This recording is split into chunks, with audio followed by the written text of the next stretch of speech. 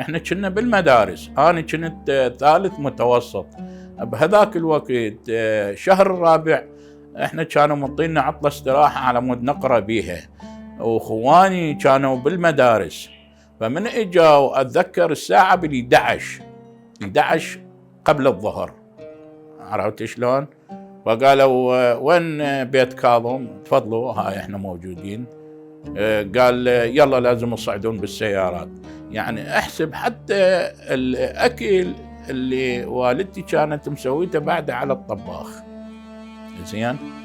اني كنت قاعد، فقلت لهم يابا هذول اخواني وخواتي بالمدرسه، قال اصعد ويانا خلنا نروح نجيبهم من المدارس. انا هم صعدت وياهم، رحت جبت. بهذاك الوقت كان عندنا رابع ابتدائي وثاني ابتدائي وكلهم ابتدائيه. فرحنا ورحت وياهم بالسياره مال الشرطه، رحنا جبناهم من المدارس. يعني احنا من بعدين والدتي ايش سوت؟ قالت هاي راح نروح والاكل هذا، حتى الجذوره اخذناهن ويانا للمركز على مود الاطفال ياكلون. قالت لهم يابا اصبروا خلي يجي ابونا. قال لا، ابوكم يجي وراكم.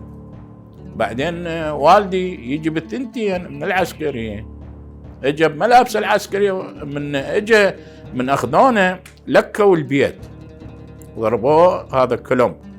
فمن اجى شاف الجيران يعني صدق تاذوا، فالجيران قالوا له يابا ابو جواد تعال ارتاح، عرفت شلون؟ قال لهم لا انا كنا اروح وراهم. زين. فمن راح يعني من راح بملابس العسكريه، فهو نائب ضابط طب للمركز. اتذكر حتى الضابط قال له والله مع الاسف انت عسكري.